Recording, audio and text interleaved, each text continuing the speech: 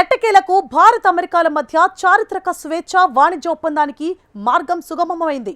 ఒప్పందానికి అంగీకరించడంతో పాటు సుంకాలను 18% తగ్గిస్తున్నట్లు ప్రధాని మోదీతో ఫోన్ మాట్లాడిన తర్వాత ప్రకటించారు డొనాల్డ్ ట్రంప్. ప్రపంచంలోని 2 అతిపెద్ద ఆర్థిక వ్యవస్థలు, ప్రజాస్వామ్య దేశాలు కలిసి పనిచేస్తే ప్రజలకు ఎంతో మేలు జరుగుతుంది అని వ్యాఖ్యానించారు ప్రధాని మోదీ. ఈ శతాబ్దపు అతిపెద్ద ఈవెంట్గా అభివర్ణించారు. రష్యన్ ఆయిల్ కొనుగోలు నిలిపివేతకు భారత్ అంగీకరించిందని అమెరికా ప్రకటించగా మన దేశం వ్యూహాత్మక మౌనం పాటిస్తోంది. ఈ డీల్ ప్రకటనతో మార్కెట్లు దూసుకుపోతున్నాయి. గత కొద్ది రోజులుగా కొనసాగుతున్న అంతర్జాతీయ పరిణామాలు, భౌగోళిక రాజకీయాల నేపథ్యంలో భారత్ అమెరికా సంబంధాల్లో కీలక పరిణామాలు చోటు చేసుకున్నాయి. భారత్తో వాణిజ్య ఒప్పందానికి అంగీకరిస్తున్నట్లు అమెరికా అధ్యక్షుడు డొనాల్డ్ ట్రంప్ ప్రకటించారు. ప్రతీకార సుంకాలను తగ్గిస్తున్నామని వెల్లడించారు.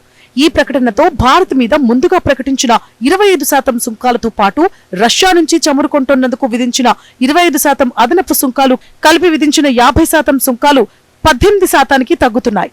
అమెరికాపై విధిస్తోన్న సుంకాలను 0 స్థాయికి చేర్చడానికి, రష్యా నుంచి చమురు దిగుమతులను నిలిపేయడానికి భారత్ అంగీకరించిందని కూడా తెలిపారు ట్రంప్.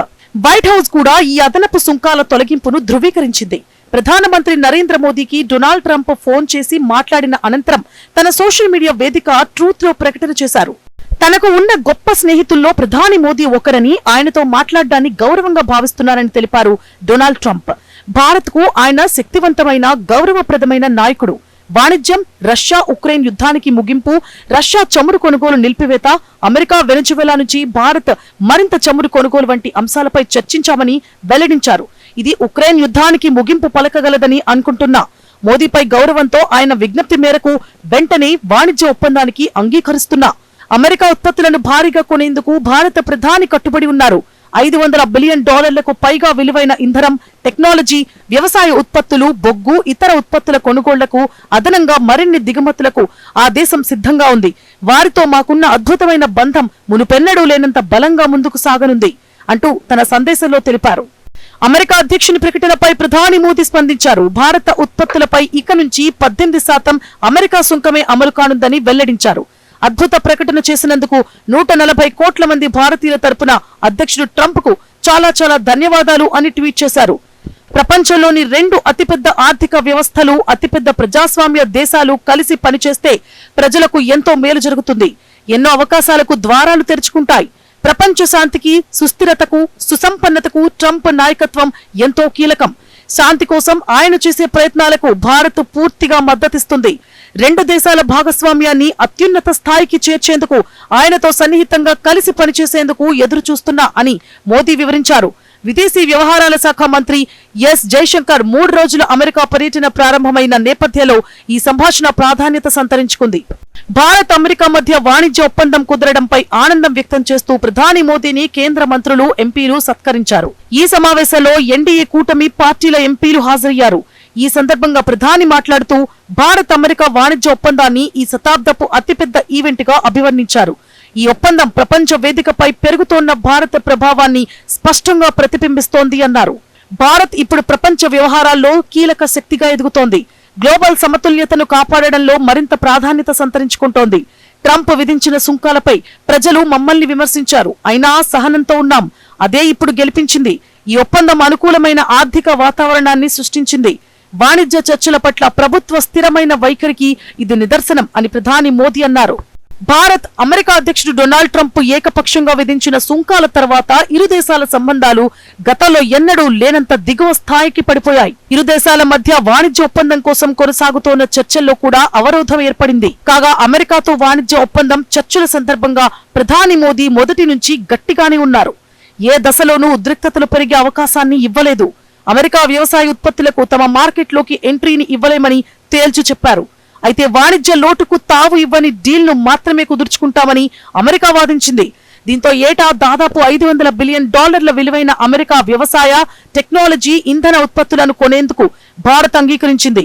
వస్తు సేవల ఎగుమతి పరంగా అత్యంత ముఖ్యమైన అమెరికా మార్కెట్ కోసం భారత్ వ్యూహాత్మకంగా ఈ నిర్ణయం తీసుకుంది. డొనాల్డ్ ట్రంప్ మన దేశ ప్రయోజనాలకు వ్యతిరేకంగా చేసిన ఏకపక్ష వ్యాఖ్యలు కూడా ఇందుకు ఆజ్యం పోశాయి. ఈ దశలో భారత్ లో అమెరికా రాయబారిగా బాధ్యతలు చేపట్టిన సెర్గియో గోర్ ఇరు దేశాల సంబంధాలను తిరిగి గాడిన పెట్టడంతో కీలక పాత్ర పోషించారు. ప్రెసిడెంట్ ట్రంప్ తో నేరుగా మాట్లాడే చనువు కలిగిన వ్యక్తి గోర్. ఇరు దేశాల మధ్య బలమైన స్నేహం వల్లే ఈ ఒప్పందానికి అంగీకారం లభించిందని ఆయన జాతీయ మీడియాతో మాట్లాడుతూ వ్యాఖ్యానించారు. ఇప్పటి నుంచి రెండు దేశాల మధ్య కొత్త అధ్యాయం ప్రారంభమవుతుందని అభివర్ణించారు. భారత్ మీద అమెరికా సుంకాలు ఇక 18% మాత్రమేనని ముందుగానే ధృవీకరించారు సెర్గియో. అమెరికాతో వాణిజ్య చర్చల్లో భారత రాయబారి వినయ్ మోహన్ క్వాత్రా కూడా తనదైన పాత్రను పోషించారు. ఈ ట్రేడ్ డీల్ ఫలితంగా భారత్ అమెరికా సంబంధాలు మళ్లీ గాడిన పడతాయి. భారత్ అమెరికా వాణిజ్య ఒప్పందం కొలిక్కి రావడంలో ఇటీవల కుదిరిన భారత్ యూరోపియన్ యూనియన్ల స్వేచ్ఛా వాణిజ్య ఒప్పందం కూడా ఓ కారణమైంది. ప్రపంచంలో భారత్ 4వ అతిపెద్ద ఆర్థిక వ్యవస్థ కాగా యూరోపియన్ యూనియన్ 2వ అతిపెద్ద ఆర్థిక వ్యవస్థ. ఈ రెండు ప్రపంచ స్థూల దేశీయ ఉత్పత్తిలో 25% వాటాను కలిగి ఉంటాయి. ఈ ఒప్పందం ఇటు భారత్ కు అటు యూరోపియన్ దేశాలకు ఎంతో లాభదాయకం. ఈ ఒప్పందం అమెరికాకు ఏమాత్రం మింగుడు పడలేదు. రష్యా నుంచి చమురు కొనుగోలు చేస్తున్నందుకు భారత్ పై తాము సుంకాలు విధిస్తే యూరోపియన్లు మాత్రం భారత్ తో ఒప్పందం కుదుర్చుకున్నారని అగ్రరాజ్యం విమర్శించింది.